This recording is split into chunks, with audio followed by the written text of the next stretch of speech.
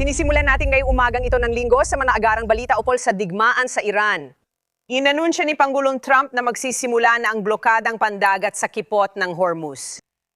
Mamaya-maya lang sasamahan ako ni Pangulong Trump sa isang eksklusibong panayam upang ibahagi sa atin ang pinakabagong impormasyon tungkol sa digmaan sa Iran dahil natapos ang mga mataas na antas na negosasyon sa pagitan ng Estados Unidos at Iran nang walang napagkasunduang kasunduan. Ito ang unang direktang pag-uusap ng dalawang bansa sa isang dekada at pinakamataas na dialogo mula Rebolusyong Islamiko noong 1979. Nagsimula ang negosasyon noong Sabado at tumagal ng 21 oras sa Islamabad, Pakistan. Si Pangalawang Pangulo J.D. Vance ay nasa Pakistan para pamunuan ng delegasyon ng ZEWA, kasama sina Jared Kushner at espesyal na sugo Steve Witkoff. Abang isang marupok na tigil-putukan ang umiiral sa pagitan ng dalawang panig mula pa noong Martes. Matapos payagan ni Pangulong Trump ang Iran ng dagdag na 2 linggo para buksan ang kipot ng Hormuz o harapin ang mas matinding pagkawasak. Ipapatupad na ng Pangulo ang blokadang pandagat sa kipot. Narito si Pangalawang Pangulo J.D. Vance pagkatapos ng pag-uusap sa Islamabad kaninang umaga. Nasa ganitong sitwasyon na kami ng 21 oras at nagkaroon ng mahahalagang talakayan kasama ang mga Iranian. Magandang balita yan. Ang masamang balita ay hindi kami nakarating sa isang kasunduan at sa tingin ko, mas masamang balita ito para sa Iran kaysa sa Estados Unidos ng Amerika. Kasama ko ngayon ng live sa telepono para sa pinakabagong impormasyon ay ang ika-45 at ika-47 na presidente ng Estados Unidos, si Pangulong Donald J. Trump. Ginoong Pangulo, maraming salamat po sa pagsama sa akin ngayong umaga. Alam ko pong limitado ang inyong oras at nagpapasalamat kami na naglaan kayo ng panahon para ipaliwanag ang lahat ng ito sa aming mga tagapanood. Salamat po, Ginoo. Salamat. Maraming salamat po. Salamat, Maria. Ginoong Presidente, maaari po ba ninyong ipaliwanag sa amin kung ano ang nangyayari ngayon tungkol sa pangharang sa kipot ng Hormuz? Pangharang sa kipot, sige. Magpapatupad tayo ng blockade. Medyo tatagal ito, pero epektibo ito. Malapit na at nagkaroon kami ng ilang pagpupulong kahapon. Tulad ng sinabi mo, tumagal ang mga iyon ng 21 oras. Mahaba ang naging pagpupulong kasama sina JD, Steve at Jared. Maganda ang representasyon natin, ngunit walang kasunduang nabuo sa pangunahing usapin.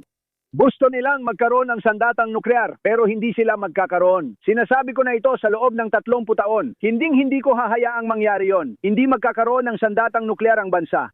Hindi dapat payagan ng karamihan pero siguradong hindi magkakaroon ng mga sandatang nuklear ang bansang ito.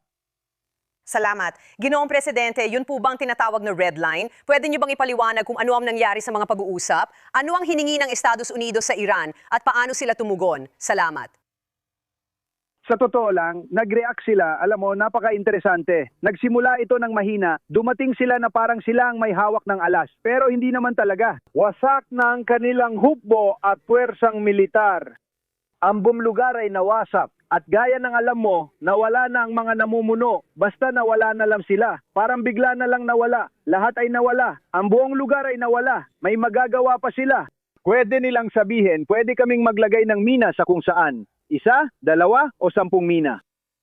Mangyayari yon. Sa barkong nagkakahalaga ng $1 bilyong, mas pipiliin kong wag itong tamaan ng mina at masira o mawala. Ito ang maliit nilang paraan na hindi matutumbasan ng lakas o puwersa militar. Pero ito ay panghingikil at ginagawa nila ito sa buong mundo. Alam mo, hindi naman tayo kumukuha ng langis doon. Marami tayong langis. At tulad ng sinabi mo, hindi ko alam kung may nakarinig. Pero ang dami ring barkong dumarating sa Estados Unidos. Pupunuin nila ang mga iyon at aalis kargado ng pinakamagandang langis na meron, ang light sweet crude. Magkakaroon sila ng pinakamagandang langis na maaari mong makita. Interesante at maganda dahil marami tayong langis pero wala tayong natatanggap. Noong nakaraang taon, 1% lang ang nakuha natin, ginawa lang natin yon bilang pabor. Hindi natin kailangan ng kipot, pero kailangan ito ng iba. At sasabihin ko sa iyo, dahil pinag-uusapan na rin natin ito, sobrang nadismaya kami sa NATO. Sobrang nadismaya kami na hindi sila dumating. Ngayon gusto nilang pumunta at gusto nilang tumulong sa kipot at hindi magtatagal para linisin ang lahat. Kaya lilinisin namin ang kipot at magagamit na nila ang kipot sa madaling panahon.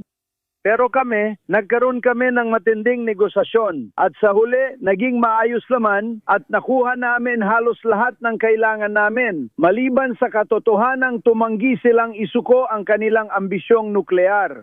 At yun lang talaga ang tanging punto, sa totoo lang, para sa akin. Yun ang pinakamahalagang punto. Gusto ko magtanong tungkol dyan at sa NATO.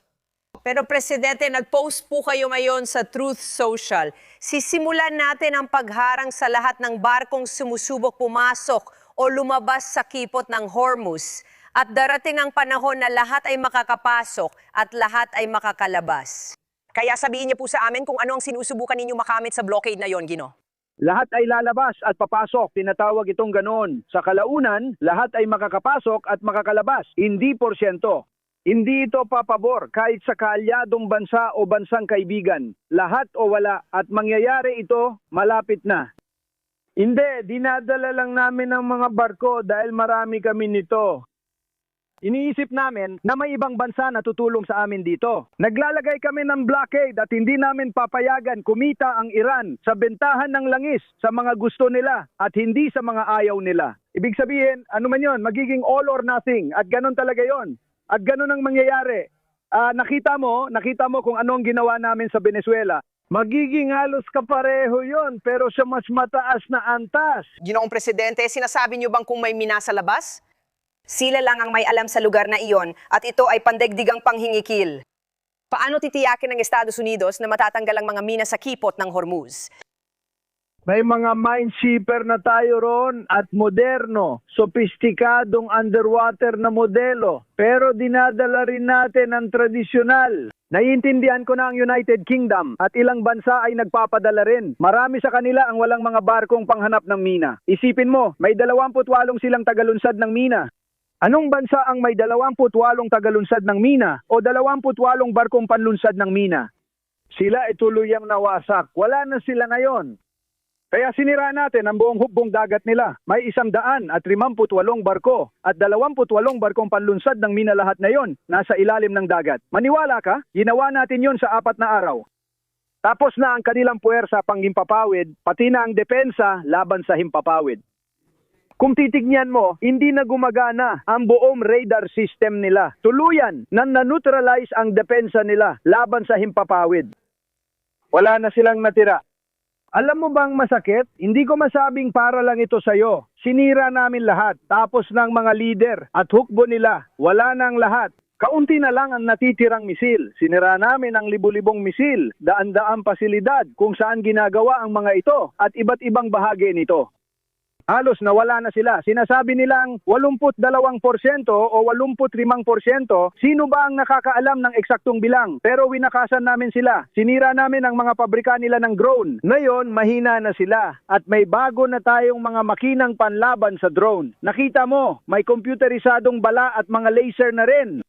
Natutunaw ng laser ang drone. Ang ganda panoorin, ang dami pa. Pero malinaw na tayo ang nagwagi. Kahapon lang sinasabi nila, hindi, lubos na paglipol yon. Pero sa New York Times, parang maayos sila. Kung matindi ang laban nila, hindi ba mahirap? Madali lang naman ito kung militar ang basehan. Kapag may nagsabing maglalagay ng mina sa gitna ng kipot ng Hormuz, wala kang magagawa para kumbinsihin ang may-ari ng barkong nagkakahalaga ng $1 bilyong. Na maglalakbay tayo sa kipot. Ngayon, kahapon, malamang nakita mo, nagpadala tayo ng 2 napaka-sopistikadong destroyer. Magaganda at bagong-bago, dumaan sa kipot. Walang gumawa ng aksyon laban sa atin dahil sinusundan lang natin ang armas pabalik. Kaya bumabalik siya at tinapatay ang mga tao sa kabila. Sa 3 minuto, na-neutralize na sila. Hindi ka paniwala ang teknolohiya. Pero di natin alam kung ginagawa o naglalagay sila ng pera. Di nila pinag-usapan yon kahapon. Mas gusto kong magkaroon ng ilan. At sasabihin ko sa iyo, maganda ang pagpupulong kahapon maliban sa isang problema. 75% na ito. Gusto nila ng sandatang nuklear, pero hindi mangyayari yon. At iyon ay isang mahalagang punto. Kagalang-galang na Ginoong Pangulo. Para sa hindi gaano nakasubaybay, pwede mo bang ipaliwanag kung bakit mahalaga sa Estados Unidos ang makialam sa Iran? Pwede mo bang ipaliwanag ang dahilan ng desisyong ito at kung bakit mahalaga ang pagpasok sa Iran? Madali lang yan. Pinakasimple itong tanong ngayon. Não podem ter armas nucleares. Meron silang material na nuclear. Gusto pa nilang dagdagan ng meron na sila. Alam mo naman, sinira natin gamit ang mga bomber na B-2. Kung hindi natin ginawa yon, magkakaroon na sila agad ng sandatang nuclear sa loob ng 1 buwan pagkatapos noon. Sa madaling salita, ang mga B2, yung magagandang bomber na B2 na yon, tuluyang winasak ang tatlong lugar nila. Ngayon, malalim na silang nakabaon sa lupa, tonelada ng bato, kailangan ng kunin ng materyales. Pero may mga kamera tayo dyan at mga satellite mula sa Space Force, isang napakahalagang lika. Binabantayan natin ang bawat aspeto ng lugar na yon. Hindi sila kikilos hanggat hindi natin alam ang nangyayari. Malalim talaga yon at matagal bago makuha. Tunay na kahanahangang atake. Kung hindi natin ginawa yon, magkakaroon na sila ng sandatang nuklear sa loob ng isang buwan mula noon. Kung may sandatang nuklear sila, ginamit na nila sa Israel at gitnang silangan. Tingnan mo, inatake nila 5 target. Mga bansang halos neutral yon sa tingin ko. Di ko alam kung gaano sila kapalakaibigan pero di sila kasama sa linya ng atake. Nagpakawala sila ng mga 1,800 na misil sa United Arab Emirates. Marami rin silang pinakawalan sa Saudi Arabia at pati na rin sa Qatar. Nagpakawala rin sila sa Bahrain. Ibig ko sabihin, parang nabaliw sila at lahat ay nagulat. Sa totoo lang, naging maganda ito para sa atin dahil lahat sila ay agad na sumama sa atin sa isang punto. Pwede silang matakot o magsama-sama. Lahat sila ay nagsama-sama at talagang tumulong ng malaki. Mahuhusay ang mga bansang ito, kabilang ang Kuwait. Iyon ang punto. Pakiramdam mo hindi sila pwedeng magkaroon ng sandatang nuklear dahil gagamitin nila ito. At yan mismo ang gusto kong ipaliwanag mo sa publiko. Oo, sa tingin ko, gagamitin nila magsisimula sa Israel. At isang sandata, alam mo, magdudulot ito ng pinsala na hindi pa nakita ng kahit sino, posibleng lipulin ng malaking bahagi nito. Huwag mo nang burahin, hindi nila kailangan, wala nang pangangailangan ng higit pa sa isa. Tatargetin nila ang gitnang silangan at balang araw darating dito. Gets mo? Hindi natin sila papayagang makapunta rito dahil may malalaking kaalyado tayo. Sasabihin ko sa'yo, tingnan mo yung relasyon ng 5 bansang yon sa Israel at ang kamanghamangang partnership natin dyan.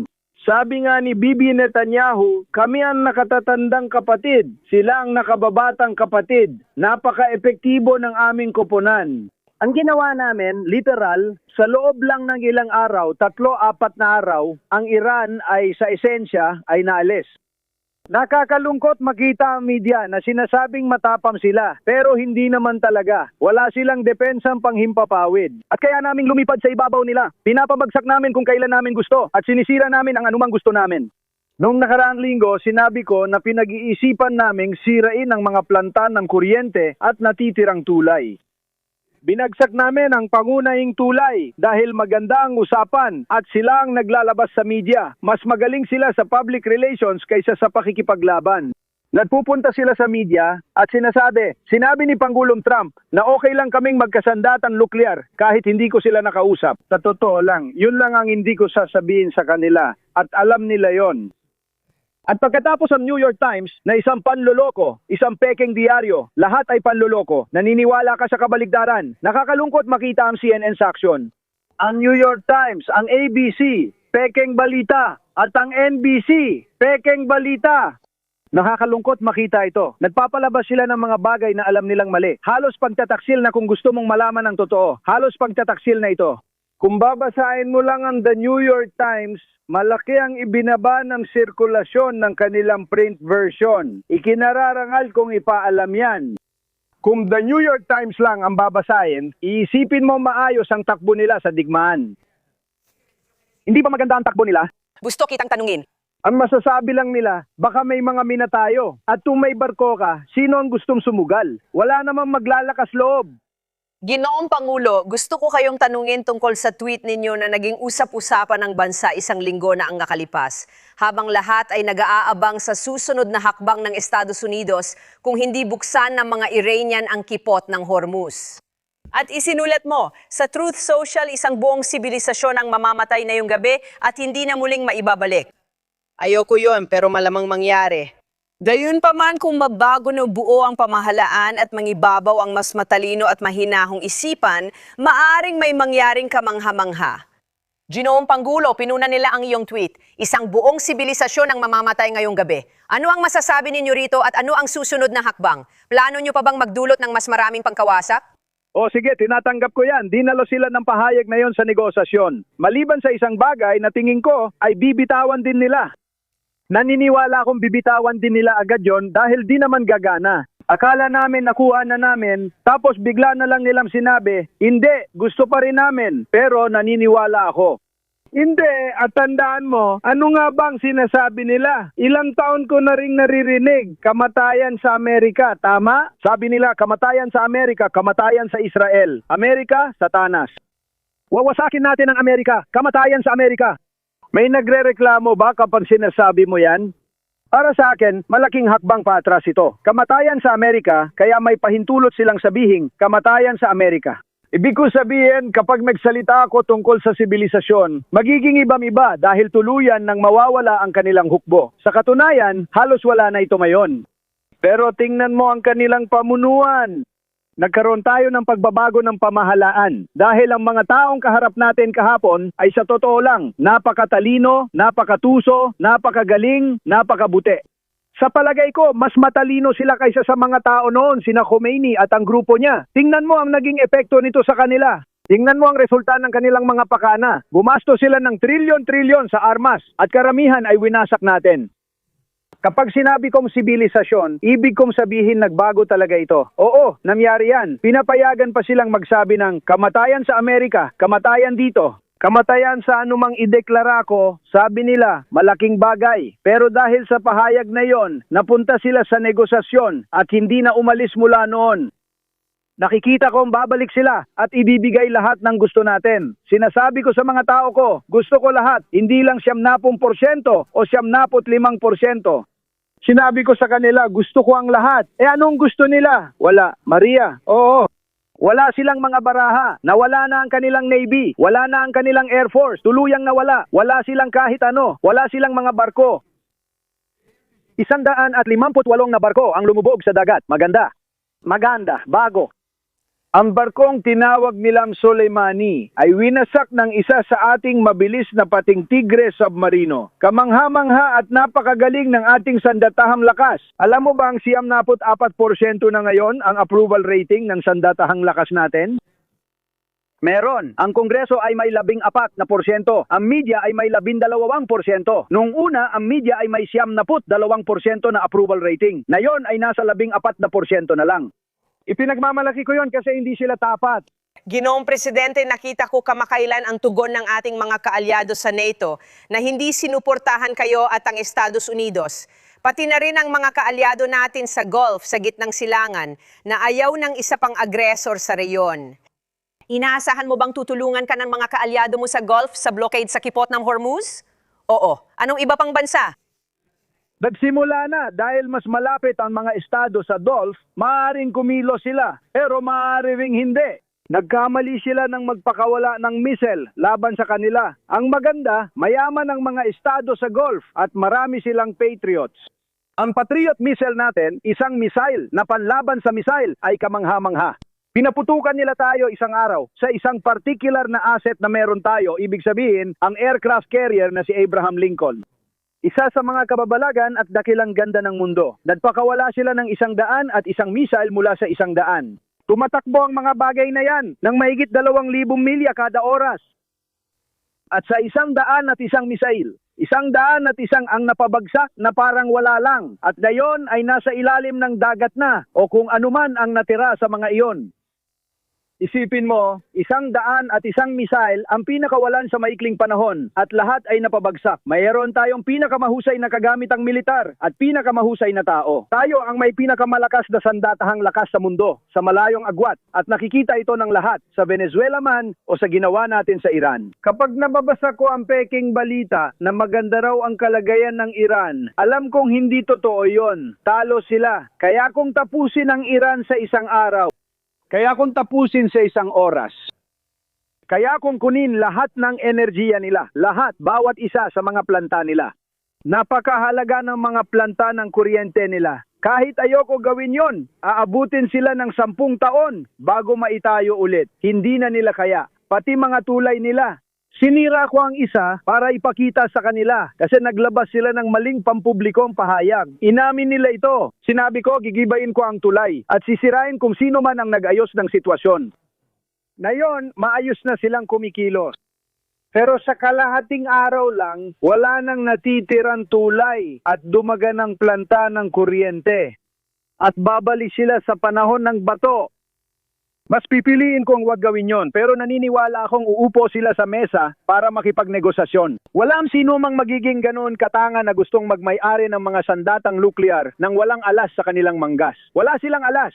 Kaya kung hindi sila titigil sa pagsisikap na yan, yan ba ang plano? Sisirain mo palalo ang Iran? Oo, gagawin ko kundi sila titigil.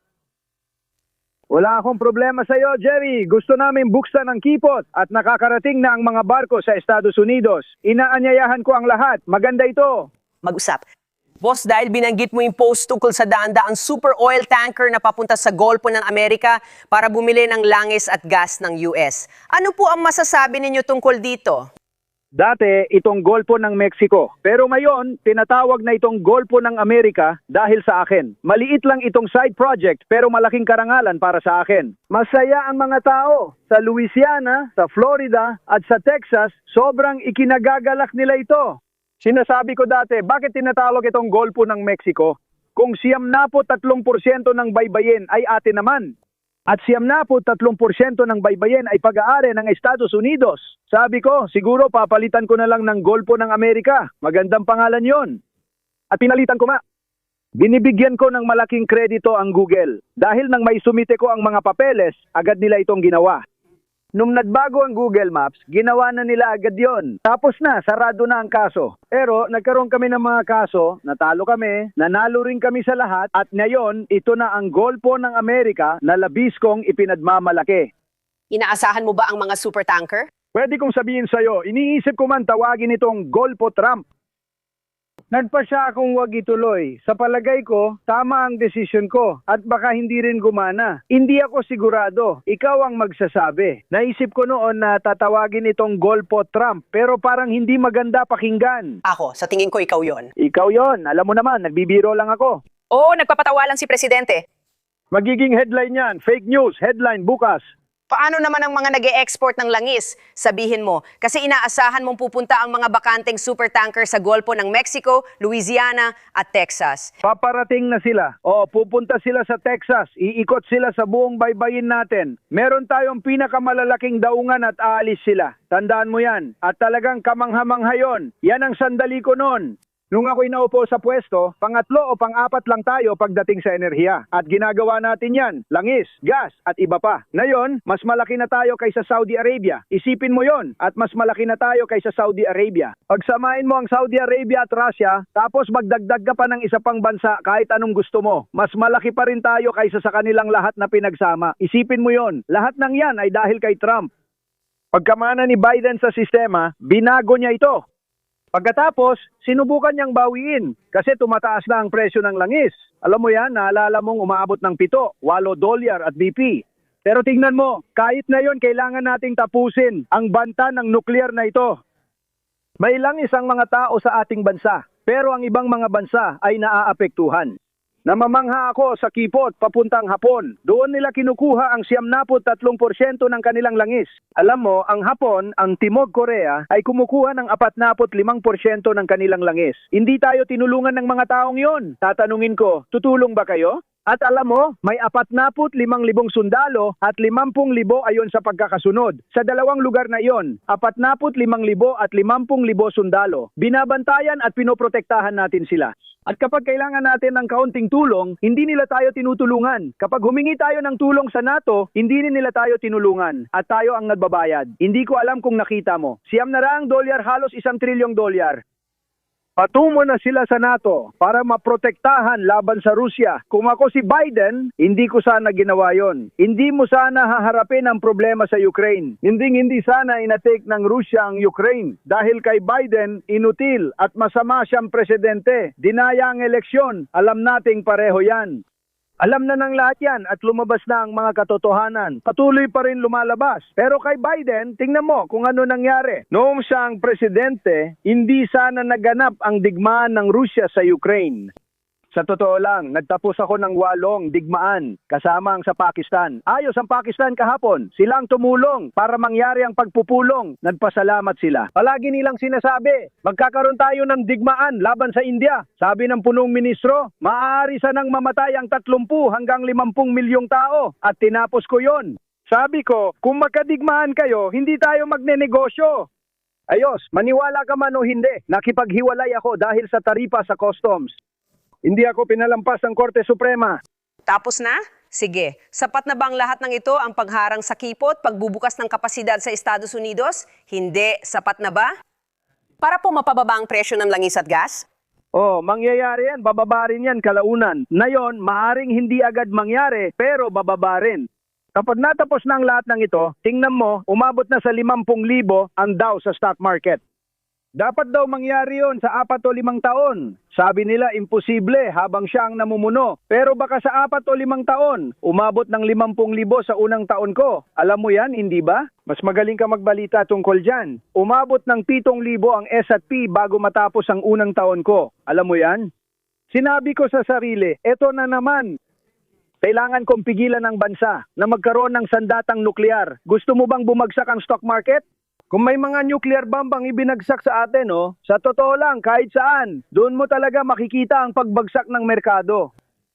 Kaya halos hindi bumaba ang stock market. Bahagyang bumaba ito, mas mababa sa inaasahan ko. Hindi rin masyadong tumaas ang presyo ng gasolina, gaya ng akala ko. Kahit ibang nangyari o mangyari pa, kailangan pa rin natin pigilan ang grupong ito. Noon niya, mas malala dahil si Khomeini ay tunay na radikal. Oo, ikaw, maginoong baliw. Isa siyang baliw at hindi mo dapat hayaan silang magkaroon ng sandatang nuklear. Kaya ako ang may pinakamagandang ekonomiya sa lahat ng panahon. Maayos ang lahat. At sinasabi ko sa mga tagapayo ko, pasensya na mga pare, nasa magandang kalagayan tayo. Kailangan nating maglakbay sa Iran para pigilan silang magkasandatang nuklear. Lahat sila'y nagsabi, sumasangayon kami. Sa tingin mo ba mas mura ang langis at gas bago ang midterm elections?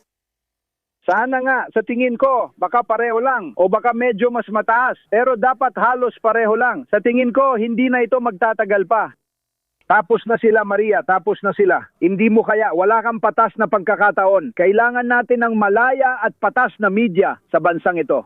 Di ko maintindihan bakit ginagawa ng tao yon. Bakit nila'y pinagmamalaki ang husay nila sa militar, pero sira naman ang bansa at nawalan pa tayo ng eroplano. Nahuli natin ang 2 piloto. Paano naman yung 2 nasagip natin? Kamangha-mangha ba yon?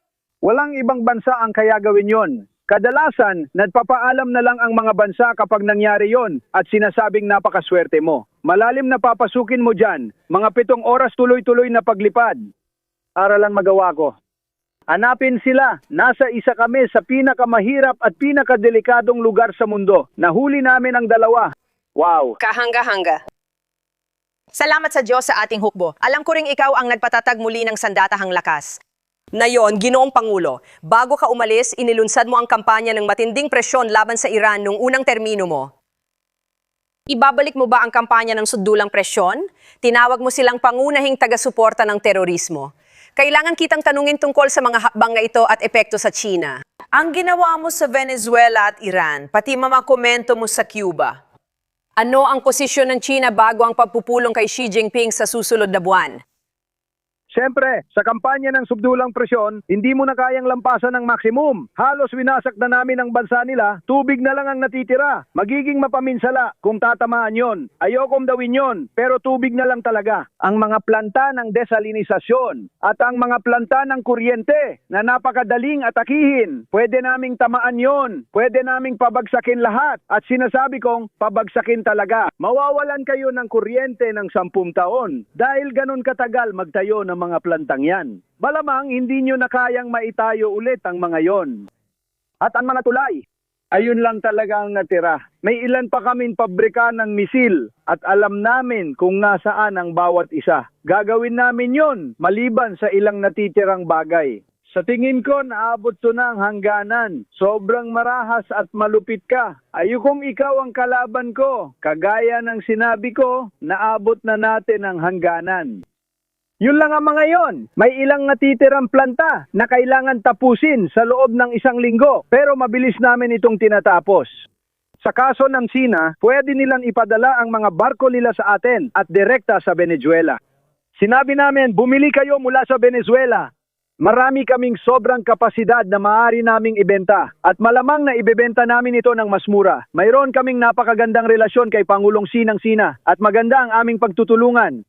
Binabayaran kami ng malaki. Noon, wala pa kaming natatanggap na pera. Lagi kong naririnig si Gordon Chang pero wala siyang alam. Mahigpit kami sa China, mahigpit pero patas.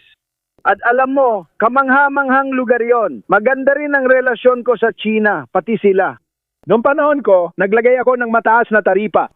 Inax ko ng 100% ang mga sasakyang galing China na sumisira sa Europa. Pinapatay nila ang Europa. Kinukuha nila ang negosyo mula sa mga brand tulad ng Mercedes at BMW. Wala tayong mga sasakyang Kino dito dahil sisirain nila ang General Motors at Ford. Mawawala sana ang mga kumpanyang iyon. Kaya nagpatupad ako ng 100% na taripa. At para maging patas, pinanatili ito ni Biden na nakakagulat. Halos yun lang ang nagawa niyang tama at pinatuloy niya ito. Kaya wala tayong problemang tulad ng sa kanila. Alam mo, may malalaking problemang pang-ekonomiya ang Europa dahil sa pagdami ng sasakyan mula China. Wala tayo niyan. Ginoong Presidente, linawin ko lang, sinabi ninyo na anumang bansang susuporta sa Iran at magpadala ng kagamitang militar. Makaharap sa 50% na taripa kung susubukan nila. Ang mga produktong ito, tinutukoy nyo ba ang China? Oo, pati ibang tao, pero oo, pati China. Sige, kung malaman natin tungkol sa China, kasi may naririnig akong mga ulat, pero hindi gaanong mahalaga sa akin ang isang ulat. Tungkol sa China na nagbibigay ng mga shoulder-fired na missile, yung tinatawag nilang mga portable na missile. Mga anti-aircraft na missile. Duda ako na gagawin nila yon kasi may ugnayan ako sa kanila at tingin ko hindi nila gagawin yon. Pero baka nung umpisa medyo ginawa nila. Pero hindi ko iniisip na gagawin pa nila ulit. Hindi. Pero kung mahuli natin silang gumagawa nun, magkakaroon sila ng 50% na taripa, sobrang taas nun. Malaking halaga yon. At gusto mo bang magsabi ng kahit ano tungkol sa ating mga kaalyado sa NATO? Tungkol sa kung ano ang susunod para sa kanila? Dahil, oo, ibig kong sabihin, hindi ba dapat tawagin na pangunahing estadong sumusuporta sa terorismo ang Iran? Ano ang gagawin mo dahil hindi naman sila tumulong? Nakakahiya ang NATO. Hindi ako nagpalabis. Hindi naman namin kailangan ng tulong. Kung gusto nilang tumulong, okay lang. Kung hindi, okay lang din. Sinabi nila, ayaw po namin, Gino. Wala sila ron para sa amin. Kung ako lang ang pumilit, baka pumasok sila pero labag sa loob nila at siguradong malayo pa rin sila sa likuran. Hindi, sobrang nadismaya ako, ibig kong sabihin. Tingnan mo ang United Kingdom, mahal ko ang United Kingdom. Oo, alam mo na, ipinanganak sa Escocia. Gustong-gusto ko yon. Pero si Ginoong Starmer, si punong ministro Starmer, ay nagsabing ipapadala namin ang kagamitan pagkatapos ng digmaan. Sabi ko, kailangan mo ng kagamitan bago o habang may digmaan, hindi kapag tapos na. Sinabi niya sa publiko na magpapadala lang kami matapos ang digmaan. Parang tunog o pahayag ito, tulad ng pahayag ni Neville Chamberlain tungkol sa Alemanya. Nangyayari talaga, eksaktong ganon. Ele disse, nós não começamos. Yan, tinulungan namin sila sa Ukraine. Hindi mangyayari yan sa aking pamumuno.